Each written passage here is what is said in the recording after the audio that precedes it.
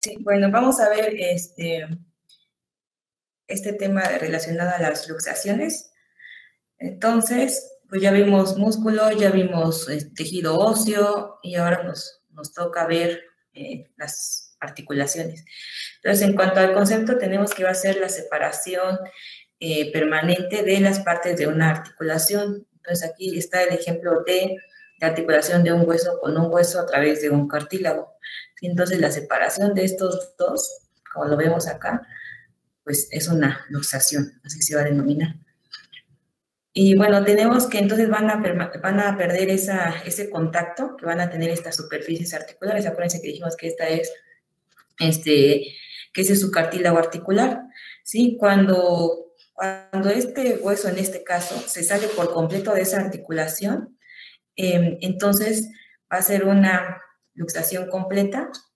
Y cuando queda todavía parte unido al otro segmento, entonces podemos decir que es una luxación parcial o lo podemos definir como una subluxación. Y aquí únicamente estamos viendo la representación de cómo tiene que estar la articulación normalmente, embonada, por ejemplo, la del hombro, y aquí vemos que el hombro pues se salió. Bueno, el húmero se está saliendo de su articulación en la cavidad clinoidal, que habíamos dicho que estas articulaciones que tienen como una forma de copa, que van a recibir una estructura esfera, bueno, como una esfera, se denominan cavidades clinoideas. Sí, entonces aquí se salió de su lugar, entonces esto es una luxación.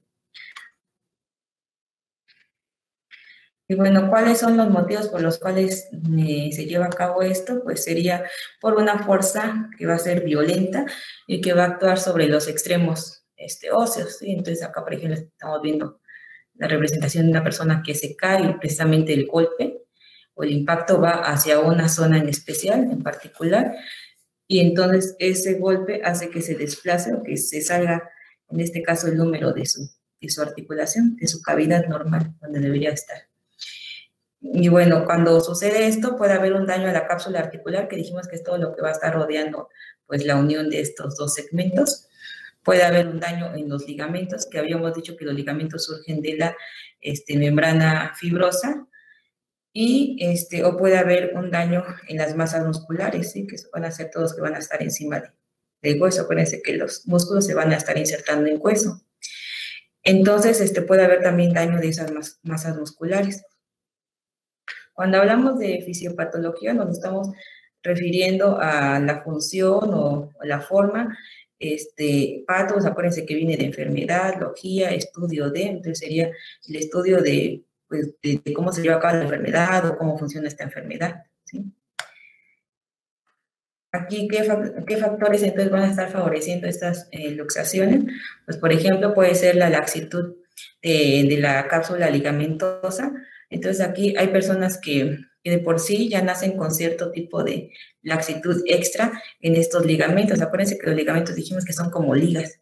Entonces, normalmente deben de tener una resistencia, pero hay personas que de acuerdo a su genética de por sí ya vienen con quizá defecto de que sus ligamentos son más laxos, o sea, se estiran más de lo que debieran, y entonces frecuentemente se pueden estar luxando, o sea, frecuentemente puede estarse saliendo el hueso de su lugar, sin que hagan mucho esfuerzo o sin que se golpeen, sino que simplemente es porque tienen muy laxos esos ligamentos o incluso también la cápsula, ¿no?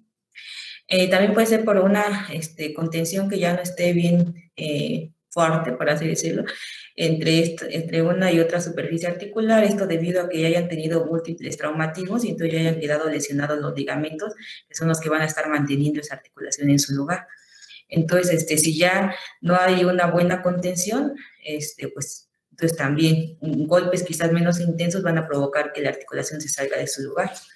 Bueno, también obviamente el grado de potencia muscular, la fuerza con la que se jale un músculo o que se traccione un músculo, si es muy intensa, pues también van a obligar a la articulación a salirse de su lugar, porque acuérdense que entonces los músculos en sus extremos se van insertando en los huesos, ¿sí? Si es uno de los grandes músculos el que está siendo traccionado, un grupo muscular, pues puede ser capaz de sacar a la articulación de su lugar. Y bueno, pues también la violencia ejercida como tal en el área o en la parte donde está la articulación. Ya habíamos comentado acerca de la clasificación, que podemos clasificar en completas o en incompletas, y de acuerdo a su tiempo de evolución la podemos clasificar en agudas cuando son inmediatas, o sea, luego del trauma, que empiezan a aparecer estas, o sea, si apenas fue el trauma y ya se está viendo la luxación, a eso se denominaría entonces que es aguda. Sería reciente si tiene 3 semanas, o sería una antigua si tiene ya más de 6 semanas. ¿Sí? Aquí estamos viendo que, acuérdense que las articulaciones se van a estar formando de diferentes formas, pero nosotros estamos viendo más las articulaciones sinoviales, ¿no? Pero bueno, acá, por ejemplo, vemos que este hueso con este hueso está unido a través de un ligamento. Así es como se está articulando a través de un ligamento, pero si ven ustedes, aquí ya se empezó a seccionar. No se ve que esté completo, bueno, bien unido. O sea, si ven, aquí hay un pequeño espacio entre este ligamento y luego acá este plano se rompió, se seccionó completamente. Y aquí estamos viendo la imagen de una luxación en el tobillo. Entonces, aquí el hueso tibio peroneo, pues probablemente sean los dos los que se hayan salido de la articulación, ¿sí? Y pues acá vemos una vista medial. Entonces igual estamos viendo como un hematoma aquí. Ya saben ustedes que es un hematoma de acuerdo a sus prefijos que estuvieron estudiando. Y bueno, por ejemplo, las luxaciones suelen ser muy aparatosas, o sea, porque, pues sí, las personas llegan que con el dedo todo torcido, o llegan con el pie así todo torcido, entonces son muy llamativos, ¿no? Se ven muy aparatosos. Sin embargo, no son tan dolorosas quizás comparados a cuando se fracturan el tobillo, porque cuando se fracturan el tobillo uno les puede estar como tocando así muy superficialmente aquí, por ejemplo, y ellos no toleran el dolor, o sea, para nada lo toleran, no toleran que se les mueva tantito porque, o sea, ellos gritan de dolor, ¿no? Entonces, en una luxación sí hay dolor, por supuesto que hay dolor, pero no va a ser tanto como en las fracturas. Entonces, otra cosa de diferente quizás sería que no hay tanto daño en el tejido blando. Acuérdense cuál es el tejido blando, ya comentamos también eso. Entonces, no hay tanto daño en tejido blando en una luxación, no siempre, o sea, cuando hay una fractura casi siempre va a ser muy, o sea, aquí por ejemplo va a haber mucho, va a tener hematomas por todos lados, o se va a ver, no sé, incluso sucio si es que fue un accidente en la vía pública, ¿no? Y se va a ver mucha inflamación. Aquí solamente se ve deforme, pero no se alcanza en realidad a percibir datos de inflamación, o sea, no se ve tan rojo. En realidad esa área no se ve como hinchado, como ¿cómo se llama? Una bola extra por acá, no se alcanza a percibir, sino únicamente se ve la deformidad, o sea, no está alineado. Viene aquí la tibia, el peroné, y aquí debería estar el pie, y el pie está hasta el otro lado, ¿sí? Y si ustedes ven aquí el grado de, pues sí, cómo tiene de la equimosis, realmente es, o sea, sí se ve algo, ¿no? Pero es muy, muy poco. Si esto estuviera fracturado, aquí estaría todavía de este color más intenso en toda esta área. Eso nos habla acerca de que el hueso se rompió. Siempre que el hueso se rompe, siempre que hay fractura, los tejidos van a mostrar como mucha inflamación, y el grado de equimosis igual va a ser mucho más elevado, ¿sí? A diferencia de una luxación. ¿Qué síntomas va a presentar? Pues obviamente va a tener dolor que va a iniciar súbitamente, o sea, de repente, inmediatamente después de que fue el accidente y lo que provocó esta luxación. Va a haber una impotencia funcional inmediata y absoluta. Cuando hablamos de impotencia, o sea, ustedes ya saben qué significa impotencia, ¿verdad? Esa es una palabra común.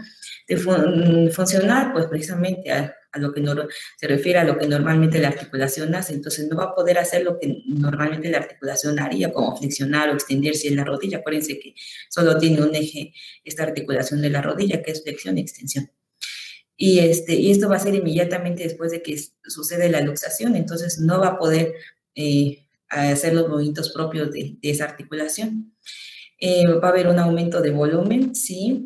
Dijimos que no va a ser tanto como el de una fractura, pero sí va a haber un aumento de volumen. Va a haber una deformidad, y esto es como lo más clásico, la deformidad, y se va a notar además mucho Entonces, ¿qué más va a pasar cuando, aunque nosotros lo alineemos? Acuérdense que dijimos que la reducción la podemos comprender como una alineación de los huesos en este caso, ¿no? Cuando mencionamos lo de fracturas, dijimos que se reducen, ya sea abierta o de forma cerrada, ¿no?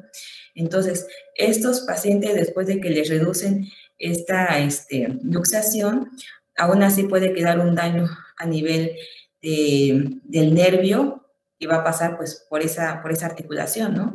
Puede dañar eso o se puede dañar la arteria que pasa igual por esta parte de la articulación, la vena, o sea, algo que nosotros denominamos el paquete neurovascular, que va a estar formado por nervio, arteria y vena, ¿sí?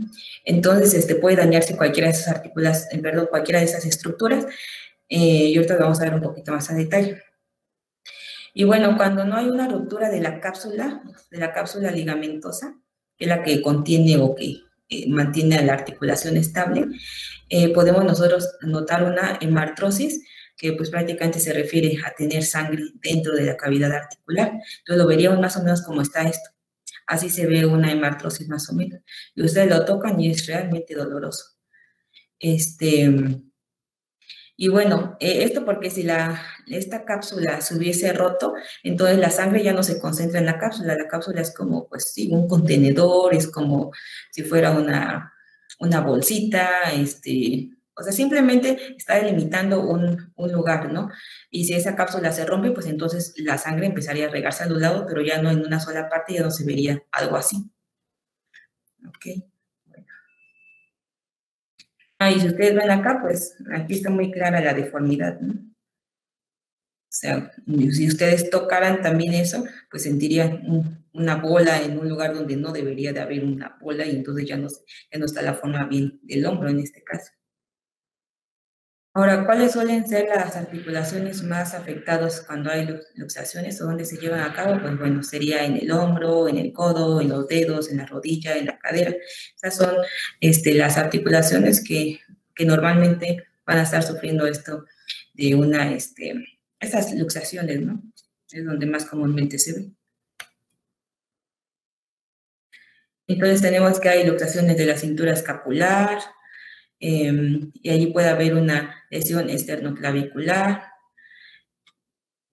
Ahí vemos cómo se rompen todos los ligamentos. Aquí tenemos una lesión acromioclavicular. Ustedes ven, está roto este ligamento, está roto este ligamento. Esa es la articulación acromioclavicular, pero está lesionada en este caso. Aquí vemos cómo se clasifica este tipo de luxación. Una acromioclavicular tiene varios tipos, de acuerdo al lugar donde se lleva a cabo la ruptura de ligamento. Se van a ir clasificando en diferentes tipos. Incluso hasta el grado 6, ¿sí? Y si ven, por ejemplo, aquí en el grado 5 ya hay o sea, definitivamente la clavícula ya no está para nada articulado ni con el omóplato, ni mucho menos con el húmero, que debería estar acá. Pero también tenemos otro tipo de luxación, que es la clenohumeral. Ahora ya no estamos hablando de esta articulación ni de esta articulación, sino ahora estamos hablando de cuando se va de la cavidad clenohumeral, o sea, de la unión que tenemos más en el hombro, ¿sí? Y entonces aquí estamos viendo que va a ser más frecuente y abarca un 45% más o menos de este tipo de luxaciones. Y la mayoría va a ser anterior. Cuando hablamos de anterior, pues decimos que esta cabeza del húmero se ha desplazado hacia adelante, ¿verdad? Ustedes ya entienden lo de las direcciones, ¿sí? Entonces puede ser también posterior, inferior o superior, pues hacia arriba, hacia afuera, hacia atrás, pero la más frecuente va a ser la anterior. Y bueno, aquí tenemos también que se va a clasificar, ya lo habíamos mencionado en todas estas, y aquí nos ponen los porcentajes más o menos en los que están involucrados cada tipo de luxación. Y Pues ustedes ven, por ejemplo, esta también está, o sea, como les dije, realmente distinguir una luxación yo creo que es quizás de las cosas más fáciles que vamos a poder hacer nosotros. Es más fácil distinguir quizás cuando está, cuando hay una luxación a cuando está fracturado, que a veces se acompaña de las dos cosas, está luxado y aparte está fracturado. Por eso es importante tomarle una radiografía, incluso antes de empezar a manipular este hombro, porque si uno empieza a manipular y ya lo tracciono y la alineo, digo, ya está bien, ¿no? Y le tomo la radiografía, en realidad, o sea, sí, quizás ya haya quedado alineado, pero no supe primero cómo había estado originalmente para ver si sí quedó exactamente bien o no sé qué estructuras se veían más en esa radiografía. ¿Vales? Entonces, siempre es importante primero tomar la de inicio y después ya tomarle una cuando ya hayamos reducido esta luxación. Entonces, si ustedes ven aquí, el hombro que está normal tiene un cierto grado como una circunferencia más o menos. Y aquí, pues no, o sea, se pierde por completo eso. Y aquí donde debería de empezar a ponerse como la circunferencia, iniciar una circunferencia, no hay nada como que se sume. Y eso es porque la cabeza del húmero estaría hasta acá, ¿no? Entonces ya no está la bolita del húmero que debería estar acá para que se hiciera esa como circunferencia. Entonces, si alguien le llega así, o sea, y así se ve la imagen más o menos, ¿no? O sea, aquí está en blanco y negro. Pero realmente una persona así en vivo, pues prácticamente tiene esta figura, esta forma. Entonces, nada más con solo verlo ya van a saber que lo que se luxó, pues, pues sí, la cabeza del húmero ya no está en su articulación glenoidal. ¿Sí? Y aquí, por ejemplo, esta es la imagen de una luxación anterior. La cabecita del húmero se fue hacia adelante. Por lo general va a ser un tratamiento conservador, le ponen un tipo de vendaje denominado Belpo, ¿sí? Hay una inmovilización por algunas semanas, obviamente le dan medicamento para el dolor, ¿sí? Y eso si no se rompieron los ligamentos, porque siempre que haya ruptura de ligamentos, pues va a ser necesario abrir y reparar esos ligamentos, o sea, coserlos, volverlos a unir.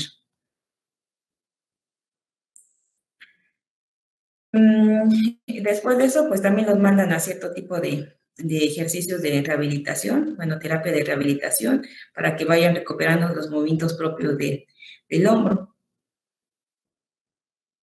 Aquí únicamente están mostrando una de las formas de reducción, que es una denominada técnica de Hipócrates. Si ustedes ven, uno está traccionando hacia un lado, el otro está traccionando el brazo, pero bueno, en flexión y hacia arriba.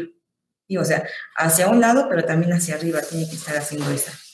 Y así prácticamente es lo que se hace, ¿eh? Pero obviamente esto duele. Entonces, algunas personas lo hacen así como sin poner la anestesia y pues obviamente si es una persona adulta va a poner mucha resistencia, todos esos músculos se contraen, ponen mucha fuerza y pues ahora gánale tu médico a esta fuerza que están haciendo todos sus músculos. Es muy difícil, ¿no? Entonces, lo que prefieren hacer algunos es, pues, bloquear los nervios que pasan por esta parte o sedar al paciente para que haya menos resistencia muscular. Y bueno, aquí estamos viendo la luxación del codo, que aquí en un 20% va a estar asociado a lesiones o a traumas deportivos. Entonces, imagínense el codo, los movimientos que tiene permitido hacer, nada más es la flexión y la extensión. Pero aquí está en una flexión, pero posterior, ¿no? Entonces, ese no es su movimiento normal del codo. ¿Cuál es la articulación que va a estar afectada? Pues la húmero ulnar, la que está en